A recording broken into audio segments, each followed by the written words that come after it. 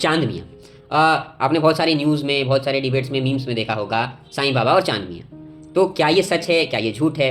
आज हम जिस कथा को डिस्कस करने वाले हैं वो इसको क्लियर कर देगी। तो आज हम फिर से हैं श्री साईं सच्चरित्र में, जिनका नाम है चांद पाटिल, जो कि धूप गांव में रहने वाले एक मुसलमान हैं। और वो इस समय जा रहे हैं औरंगाबाद यानी कि आज का छत्रपति श्री संभाजी नगर। तो अब जब वो रास्ते में जा रहे हैं, उनकी घोड़ी है एक समय पे खो गई थी और अब वो अपनी उस घोड़ी को ढूंढ रहे हैं। ढूंढते ढूंढते ढूंढते ढूंढते बहुत थक गए।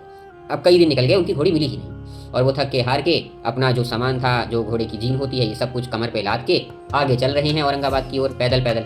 अब रास्ते में जाते जाते बहुत थकने के बाद उनको कहीं से एक आवाज़ आती है और वो आवाज़ जब वो आसपास देखते हैं तो वो एक संत, एक फ़कीर की निकली।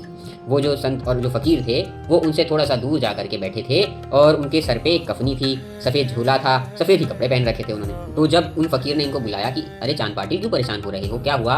और उन्होंने ऐसे ही बोला इनको, क्या तुम्हारा कुछ खो गया है?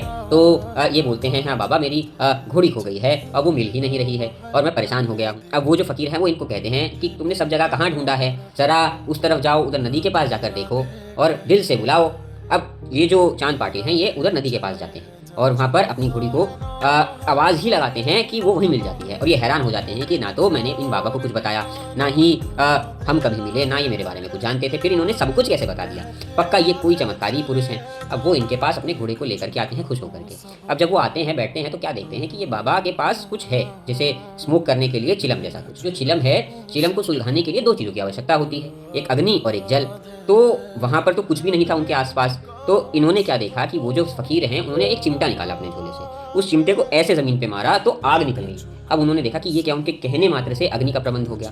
अब जैसे ही उन्होंने स्मोक जलाया, उसके तुरंत बाद उसको पकड़ने के लिए, क्योंकि वो जल जाता है, उनको फिर ज़रूरत थी कि पानी आ जाए और किसी तरह पानी वो अपने साफे में या कपड़े में लपेट लें। इस बारी चिमटा ज़मीन पे मारा और उससे पानी निकल गया। अब ये जो पानी निकला, इससे उन्होंने अपनी जो साफा था उसमें लपेट। अब ये जो व्यक्ति हैं, जो चांद पाटिल है, ये देखते हैं कि इन्होंने ये क्या किया है, ये किस तरह से हुआ है, ये तो कोई आम इंसान कर ही नहीं सकता, इनका तो पंच तत्वों पे नियंत्रण है। तो फिर अपने साथ वो बड़ा रिक्वेस्ट करके, ज़बरदस्ती करके उनको अपने घर ले आते हैं, जहाँ पर उनके घर में किसी की शादी होती है। ये बताते हैं उनको कि जो बारात है वो शिरडी जाने वाली है। अब इससे पहले शिरडी का कोई जिक्र नहीं हुआ था।